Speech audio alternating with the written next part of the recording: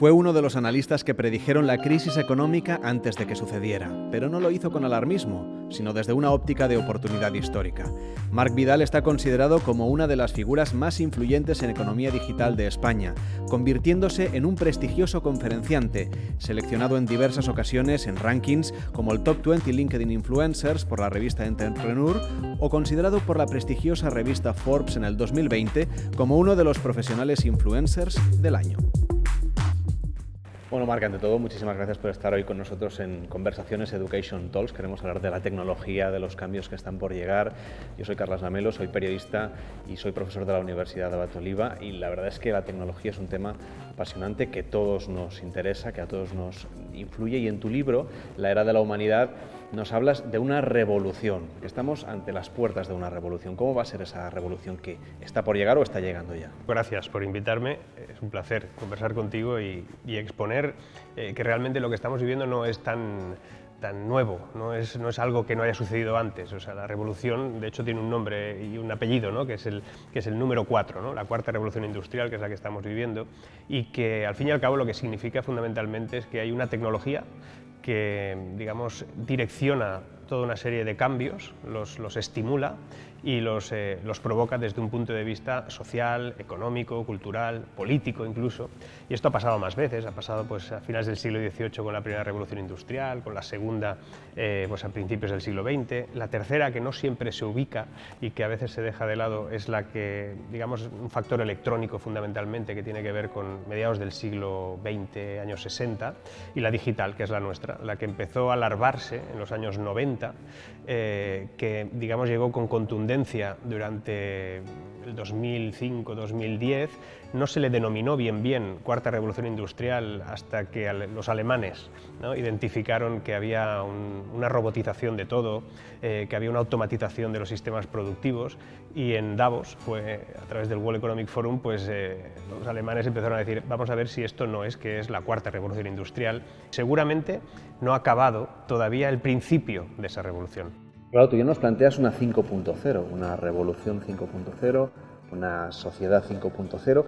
¿Qué peso va a tener cada uno de los elementos, la parte tecnológica y la parte social, y los cambios que van a venir o que están llegando ya? Voy a explicarte con un detalle histórico el cómo de importante es todos los cambios tecnológicos y cómo afectan socialmente, ¿no? En la primera revolución industrial, cuando una máquina a vapor entraba en una fábrica textil en el sur de Londres, pues pongamos que inicialmente de 400, 500 personas que había en esa factoría, esa máquina a vapor expulsaba de su puesto laboral a 300, porque la máquina era más eficiente, más rápida, no paraba nunca, no hacía huelga. Esas 300 personas, en ese instante, a ese momento de la historia que nosotros llamamos primera revolución industrial, ellos le llamaron primera gran crisis industrial. ¿Qué quiere decir eso? Que ese parto doloroso, que es una revolución tecnológica, no es algo fácil, es una transición compleja, lo que hace al final es cambiarlo todo. Esas personas que empezaron a detectar, tardaron bastantes décadas, a detectar que el no tener empleo no significaba que esa máquina había ocupado su espacio, sino que esa máquina les había empujado a buscar otro tipo de empleo. Y empezaron a surgir otras actividades. Incluso empezó a salir algo que hoy tenemos como normalizado, y es el ocio. A partir de un instante concreto, en esa primera revolución industrial, las personas identificaron que la tecnología era el mecanismo para que ellos tuvieran una mejor vida, y eso ha ido sucediendo. Y en la cuarta, la que estamos viviendo, la diferencia con anteriores revoluciones tecnológicas es que esta cuarta es claramente la puerta, la antesala de la más contundente que vamos a vivir, que es esa quinta revolución industrial. Y es que por primera vez una máquina será más inteligente que nosotros. Es decir, la quinta revolución industrial se define por el hecho de que lleguemos a la singularidad tecnológica. Es ese momento exacto en el que los robots ya no necesiten a los seres humanos, un software no necesite a un programador porque se programará sola, una inteligencia artificial aprenderá a aprender hasta el punto en el que ya tampoco precisará la intervención del ser humano más que para marcar alguna directriz. Las máquinas no solo serán más fuertes y más rápidas, sino que serán más inteligentes que nosotros, y eso nos da como más reparo, y no debería ser así. Que sean más inteligentes en el sentido de cálculo o en el sentido de conclusiones no quiere decir que tengan conciencia. Hay una generación que ha sido protagonista y lo va a ser de ese cambio, de esa revolución, esa generación que ahora está entre los 20 y los 35 años, que ya han sufrido la crisis financiera de hace unos años, que están sufriendo esta crisis actual, tiene unos valores que para ellos son importantes a la hora de tomar decisiones de consumo, conocen la tecnología, están habituados a utilizarla, forma parte ya de su día a día, sean o no nativos digitales, pero esta generación también necesita unas nuevas habilidades, porque lo que han recibido como formación seguramente se transformará muy rápido. No sé, ¿qué habilidades deberían tener o qué consejos les podríamos dar a esta generación de entre 20 y 35 años? Yo no tengo la consideración de que el momento actual sea más difícil que otros. Considero que puede ser incluso un momento de mayor oportunidad para innovar, básicamente porque en el momento en el que nos explican o nos dicen que tenemos que encerrarnos en casa hace unos meses y de que toda la humanidad iba a tener que trabajar en común y luchar en común contra un enemigo microscópico, en ese momento, por primera vez en la historia, el ser humano, no había pasado nunca, encuentra una agresión externa, en este caso muy interna, pero una agresión, y toda la humanidad, todo el globo terráqueo, se pone a luchar contra ello de forma uniforme. Esto solo sucedía en las películas de ciencia ficción. Y el escenario ese de incertidumbre en el que ubicamos a esa generación que tú dices, que además pues, bueno, ha tenido la, entre comillas, mala suerte de estar entre dos enormes crisis, una que realmente pues, destrozó las opciones laborales de la parte o del grupo más mayor, y ahora resulta que viene otra gran crisis desde el punto de vista económico que va a producir algo incluso más grave. Estar en medio significa que tus expectativas de vida se complican, pero también te hace percibir que la realidad de nuestra vida hoy en día es de una incertidumbre absoluta. Y curiosamente, la incertidumbre siempre ha sido el elemento de mayor valor de innovación que ha tenido la humanidad. Cuando hemos vivido en esa zona de confort que algunos explican, la innovación no suele ser demasiado activa. La incertidumbre hace que estés en alerta. Estar en alerta es estar en beta constante. Estar en beta constante significa investigar. Cuando tú investigas para superar esa incertidumbre, lo que buscas son elementos de flexibilidad. Quieres ser más flexible, porque si no eres flexible no puedes gestionar la incertidumbre, porque en el momento en que cambia algo, si no eres flexible, te derrumba. Entonces, esa cualidad de la flexibilidad va a ser realmente importante.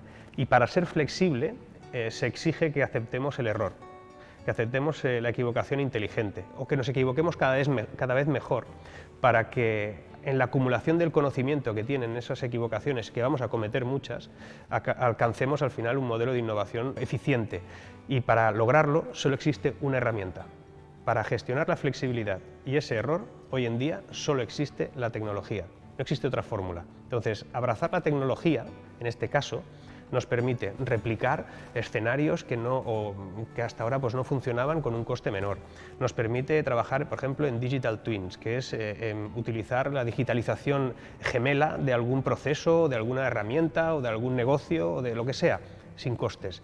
Nos permite prever con analítica predictiva qué va a suceder si hiciéramos tal cosa.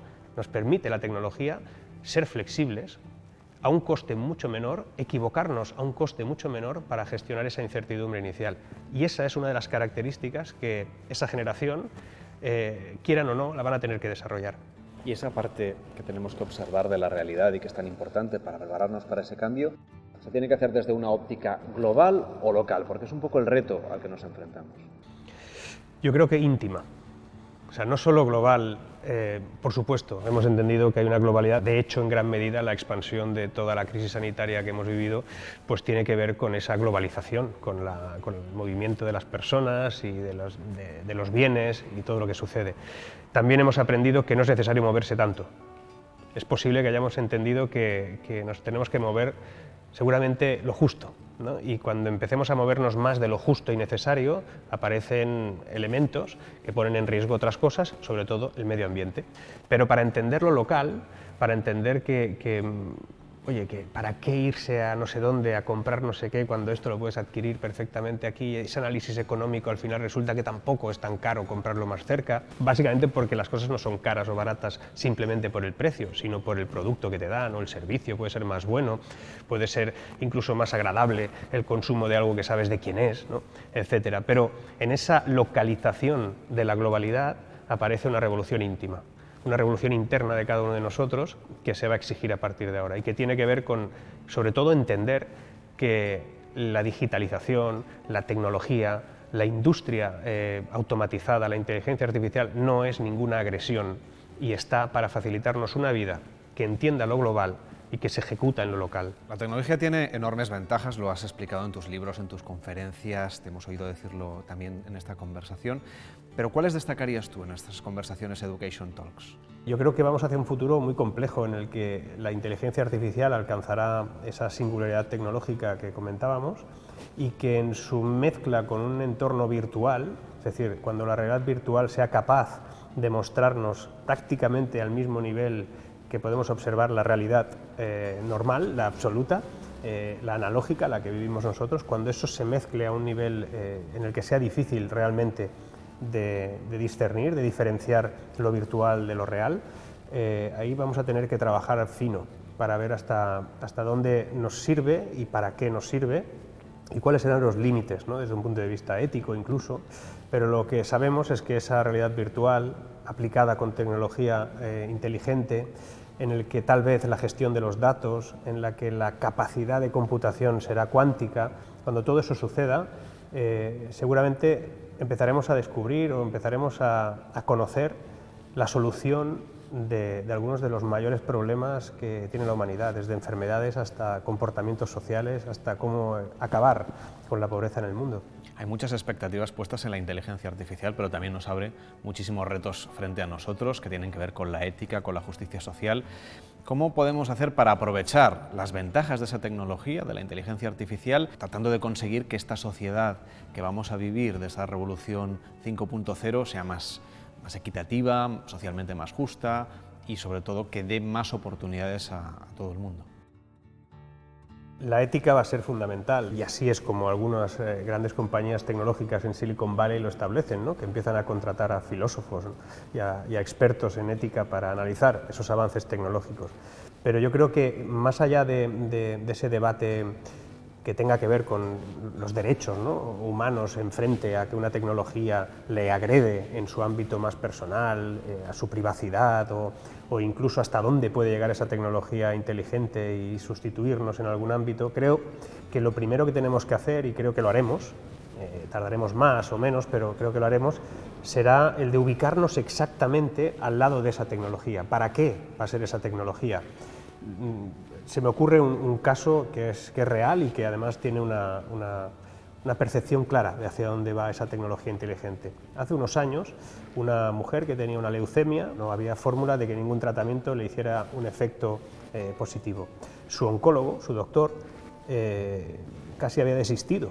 IBM se puso en contacto con ese doctor, con ese oncólogo. Hacía tiempo le había explicado que había un desarrollo tecnológico de inteligencia artificial llamado Watson Oncology. Ese doctor, ese oncólogo, utilizó ese sistema, dio un tratamiento y funcionó.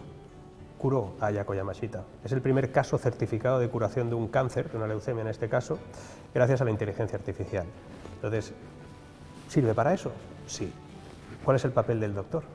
La pregunta esa se le hicieron al doctor en la televisión japonesa, le dijeron, ¿teme usted por su empleo? ¿Teme usted por su función en este mundo?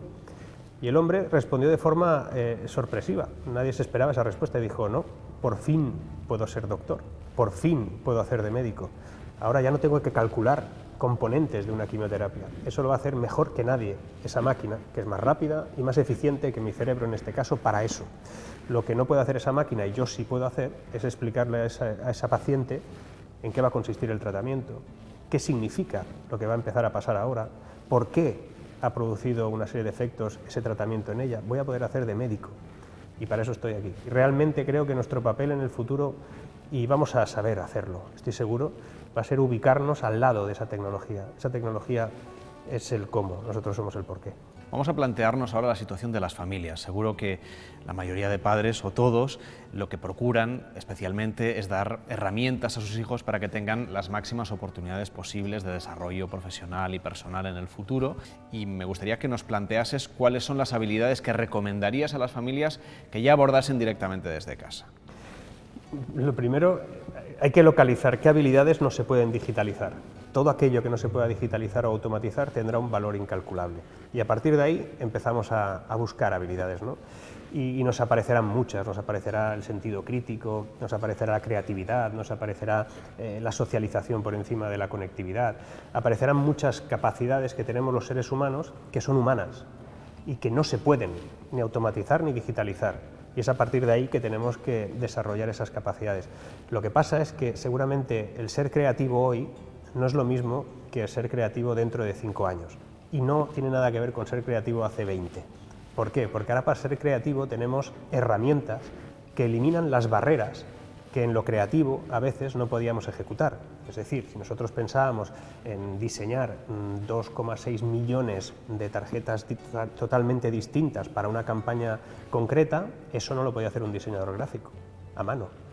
Necesitaba una tecnología asociada con un algoritmo capaz de expresar su pensamiento creativo, incluso sus límites gráficos, y ese algoritmo al final te creaba una serie de respuestas, las ponía en marcha y ya está. Es decir, el límite creativo se pone a otro nivel gracias a la tecnología, y combinar eso es importante. Les recomendaría en esencia que entiendan que sus hijos no se van a dedicar a nada de lo que ahora pudiera parecer que se iban a dedicar. Y los niños del futuro, los niños cuando vayan a trabajar a ese empleo del futuro, seguramente incluso nosotros dentro de muy pocos años, cada vez iremos más tiempo a aprender qué es capaz de responder una máquina, un robot, un software, una inteligencia artificial, a preguntarle cosas, y para que le preguntemos cosas que cada vez sean mejores tenemos que conocerlo y nos dará las mejores respuestas. Marc, muchas veces se habla justamente de eso que acabas de comentar, ¿no? Que hay profesiones del futuro a las que se van a dedicar los jóvenes de hoy en día que ni siquiera sabemos cómo se van a llamar. Yo cuando estudiaba periodismo, en el aula de al lado estaban los compañeros de publicidad y ellos estudiaban una publicidad para unos medios que ahora prácticamente pues tienen un papel cada vez más relativo y es cada vez más importante la digitalización, todo el mundo se ha pasado al marketing digital, el mundo del periodismo también se está digitalizando a toda velocidad. ¿Qué habilidades formativas crees tú que tienen que tener estas nuevas generaciones y cómo debemos prepararnos para ese presente que es inmediato, para los más jóvenes pero también para los que estamos en activo y que se nos van a cambiar las reglas del juego, parece, en el corto plazo? A mí se me acercó una vez una mujer al finalizar una conferencia, que era extremadamente tecnológica la conferencia, por cierto, y se me acercó y me preguntó que si sabía o le podía recomendar qué podía estudiar su hijo de 12 años. Y claro, digo, no tengo ni idea, y es más, me da responsabilidad, ¿no?, explicarle eso. Pero claro, porque básicamente un niño de 12 años hoy va a tener su desarrollo profesional, digamos, ya encauzado pues, cuando tenga 26, 28 años, y hace pues, diferentes estudios de posgrado, algún máster, etcétera, y se va formando hasta llegar a un límite determinado. Estamos hablando de 16 años después, 20 años después, ¿no? Necesito saber qué pasará dentro de 20 años, ¿no? Lo único que sabemos realmente es que a pesar de que la formación que va a adquirir en el tiempo, a medida que vaya subiendo en edad y subiendo en diferentes elementos de la escala educativa, va a tener más como commodity esa tecnología que no tanto como un añadido o un estudio distinto. Es decir, es como el inglés. El inglés hoy en día nadie no está ahí, ¿no? Y es más, o sea, parece como, bueno, tenemos módulos de adquisición de inglés sin tener que estudiarlo de forma expresa, ¿no? Pues algo así pasará con la tecnología. Poco a poco los niños y las niñas irán estudiando diferentes cosas y la tecnología estará asociada a esas cosas, y sin saber programar sí sabrán en qué consiste un programa, por ejemplo, ¿no? Entonces, claro, ante todo eso yo a esa madre le tenía que responder, y es que digo, mira, no tanto es lo que va a estudiar su hijo, sino el cómo lo va a estudiar. Por lo tanto, yo le recomendaría a su hijo que también estudiara filosofía tarde o temprano, lo antes mejor. Y digo, bueno, filosofía, eso no tiene nada que ver con la tecnología. Y digo, a ver, va a haber un debate en el futuro sobre para qué es la tecnología.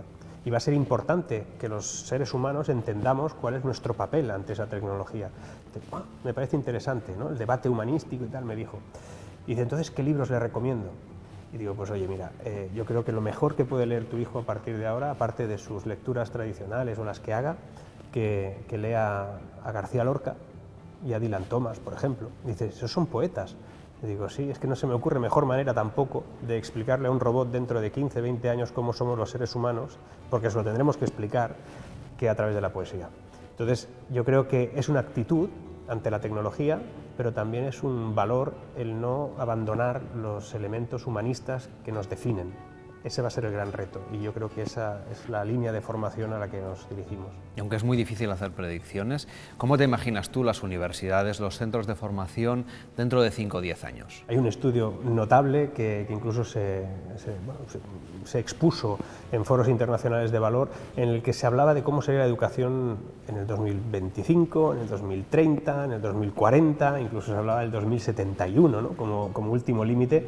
Yo no soy capaz de imaginarme algo tan lejano, pero sí que algunas de las cosas que decía para los próximos años, la próxima década, podía ser relativamente interesante. Nos hablaba de que el modelo educativo, el currículum educativo, no tendría como valor la memoria. Evidentemente hay que tener memoria y evidentemente es bueno memorizar cosas, pero como valor formativo de examen eso desaparecerá y mucho antes de lo que creemos. Nuestra memoria ahora mismo es Google y cuando a medida que nos vayamos conectando con diferentes fórmulas, algunas de ellas no las digo porque parecerá ciencia ficción cuando no lo es, y nos conectemos a esa memoria global, no necesitemos nosotros adquirir un conjunto de datos que luego ordenamos en nuestro cerebro para que sea capaz de enumerarlos después. Eso va a cambiar de forma notable. Esa predisposición a la tecnología virtual nos va a permitir ver en directo cómo fue algún suceso histórico, por ejemplo. No es lo mismo que te cuenten la Primera Guerra Mundial a que la vivas, ¿no? Que te sientes ahí en primera fila y veas una trinchera, todo lo que está pasando. Seguramente, en cuanto a dispositivos y tecnología asociada para disfrutar de la educación, va a mejorar muchísimo. El si eso va a cambiar, en qué consiste la educación, también va a suceder en un entorno que la tecnología proporcionará esos cambios, pero habrá un cambio cultural con respecto, o de relación con respecto a la propia educación. No será tanto una acumulación de datos como una acumulación de actitudes. Y en el campo laboral, ¿qué perfiles profesionales crees tú que los próximos 5 o 10 años van a estar más demandados? Los perfiles laborales más demandados van a ser seguramente los mismos. Dices, no puede ser. Sí, lo que pasa es que no haciendo lo mismo. Por ejemplo, tú hablabas de periodistas, ¿no? Que antes hacían una serie de cosas y ahora pues hacen otras cosas, pero siguen siendo periodistas, ¿no? Yo creo que el empleo del futuro es el mismo empleo, pero haciendo cosas distintas. Y ante el riesgo de que un robot, un software, una inteligencia artificial ocupe tu espacio laboral, que eso es uno de los grandes elementos de debate que se van a producir, porque no habrá espacio para todos, o cuando llega un robot te quita el sitio, o cuando alguien está haciendo una tarea concreta que se pueda automatizar o incorporar una robotización, pues da la sensación de que vas a perder ese empleo, ¿no? Y sinceramente eso no va a ser exactamente así. Los países más robotizados del mundo son los países en estos momentos más cerca del pleno empleo, y los países menos robotizados son los que tienen mayores tasas de desempleo. Por lo tanto, seguramente esa relación robotización, automatización no sea tan directamente proporcional con el desempleo, por ejemplo, sino que lo que esa automatización logra es que hace eficiente cualquier economía, cualquier empresa. Y cuanto más eficiente sea, es más productiva, y cuanto más productiva es, genera más empleo. Y en esa generación de empleo aparece un empleo distinto, en otro lugar, no es en donde estaba sucediendo antes, por lo que mucha gente, cuando debate sobre cuál va a ser su empleo del futuro, va a ser un lugar, un escenario en el que se va a tener que llevar bien con un robot, porque no te va a quitar el empleo un robot, te lo va a quitar alguien que se lleve mejor que tú con ese robot. Y bajo esa filosofía, el empleo del futuro es el de la cooperación con la tecnología, con la inteligencia artificial, con los robots. Eso es como va a suceder. Me gustó mucho escucharte decir que los seres humanos somos el porqué y la tecnología es el cómo. ¿Qué tratas de decirnos con esta frase? Igual que a finales del siglo XVIII, cuando una máquina de vapor entraba en esa fábrica textil en el sur de Londres, era simplemente el mecanismo por el cual mejoraba la producción y al final la vida de las personas que vivían en esa ciudad, en ese lugar. Las herramientas, la tecnología era el cómo sucedían las cosas, pero toda esa tecnología estaba asociada a alguien, para que le sucediera algo a alguien, y era a las personas. La tecnología es el cómo mejoramos nuestra vida. La vida que mejora gracias a la tecnología es la nuestra. Por eso, como te decía también, no es importante o no es tan importante si un robot nos ocupa nuestro espacio laboral, nuestro espacio vital. No, lo importante es cómo nos vamos a llevar con ese robot, porque eso va a pasar. y el elemento humanista de toda esa relación entre máquinas y personas, la persona siempre está en el centro, no está al lado de esas tecnologías, está en el centro y la tecnología le rodea y le mejora la vida y nos ha permitido alcanzar cosas que eran impensables. A la Luna no hubiéramos llegado sin tecnología, a América no la hubiésemos descubierto que estaba allí, ¿no? Sin tecnología. Enfermedades que acababan con nosotros de una manera espantosa, hemos sido capaces, no con la última, sino con todas, gracias a la tecnología. Trabajamos de una manera muchísimo más cómoda, como nunca antes, gracias a la tecnología. Nos conocemos más gracias a la tecnología. Comunicamos mucho mejor gracias a la tecnología. Tenemos una información brutal sobre las cosas que pasan alrededor nuestro y tenemos seguramente una mayor percepción de quiénes somos en este universo gracias a la tecnología. Por lo tanto, la tecnología no es el porqué.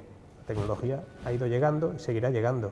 Y a pesar de que en el 2035 esa tecnología va a ser capaz de ser más inteligente que nosotros, seguirá sin ser el porqué. Porque será más inteligente que nosotros, no para ella. Gracias, Marc, por compartir este rato con nosotros. Ojalá podamos repetir esta conversación en el futuro. Es posible que nos volvamos a encontrar, lo que es muy probable que no sea físicamente. Si en el 2035 nos volvemos a encontrar, seguramente tú serás un avatar, yo seré otro, sentiremos lo mismo que estamos sintiendo ahora de conexión humana, pero lo haremos a través de plataformas muy distintas que aún seguramente no hemos acabado de definir. Pues sí que va a ser interesante, ¿eh? Tomo nota, lo de convertirme en avatar me ha gustado.